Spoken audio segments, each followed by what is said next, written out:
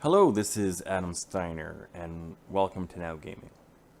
I am here with another Rosewill case review. The Rosewill FBM-X2 is a Micro-ATX mini tower case for only $27 US. Being a mini tower case, it is quite compact at 38 centimeters high, 19 centimeters wide, and 35 centimeters deep, and it weighs only 3.1 kilos. The FBM-X2 is a steel chassis which both the exterior and interior have been powder coated black. The front cover is plastic but has a brushed aluminum look. There are intake grills on both sides of the front panel, and they do have dust filters to help minimize the buildup of dust inside the case. Moving to the top of the case, we find the I/O, which consists of 3 USB ports, one of which is a USB 3.0, the audio out and microphone ports, as well as the power and restart buttons. It is also nice to see that it comes with a 240mm magnetic dust filter for easy cleaning. At the rear of the case, we find 4 expansion slots with a retention bracket and one 120mm fan that can be adjusted to suit different cooling configurations. Please note, this is the only pre-installed fan in the case. The case sits on 4 plastic feet, which are clipped into the bottom. The feet are a good size, which should allow good ventilation for the power supply. The power supply also has a dust filter. The side panels are also steel. I guess a side window at this price is pushing it, and both side panels are powder coated black. The side panels feel quite rigid thanks to the large guardrails. Now, looking at the inside of the case, we see a bottom mounted power supply location, which should make cable management much easier. The motherboard tray has 6 cable management cutouts. 3 are at the top, 2 along the side, and 1 at the bottom. In the case that I got, all the cutouts have been folded nicely, which means there were no sharp edges. The FBM-X2 can fit up to a 305mm or a 12-inch graphics card. Turning the case around, we find a 1-bay cage for a 3.5-inch drive, which is nice to see, but it is riveted down, so if you're not planning to use a 3.5-inch drive, it will be very difficult to remove. There is also room for 3 2.5-inch drives, 2 of which are on the back of the motherboard tray, and 1 which is on top of the drive cage. When it comes to system cooling, the case can support up to 5 fans. There can be one 140mm fan or 2 120mm fans for both the front and top of the case. And then there's the one 120mm pre-installed fan at the rear. There is also support for a 240mm radiator at the front of the case and a 120mm at the back. Just a note, placing the 240mm radiator at the front will minimize the maximum size of the graphics card that will fit.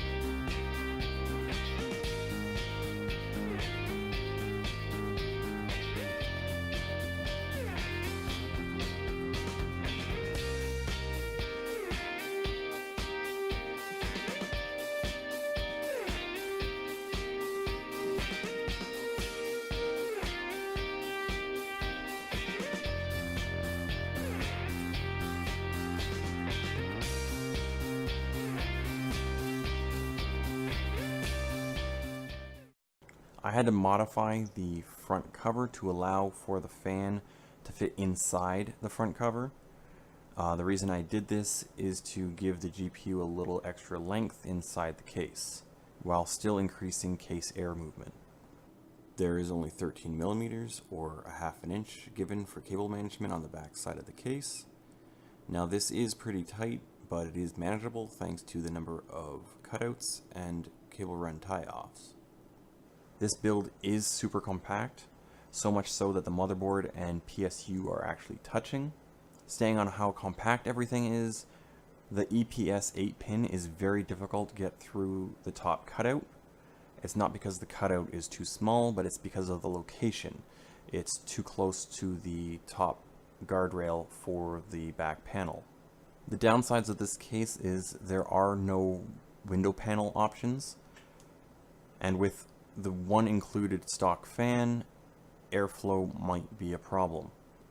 Positives for the case: it is quite compact. It has room for up to 5 case fans. Good cable management layout. It does have a clean look, which I do like a lot.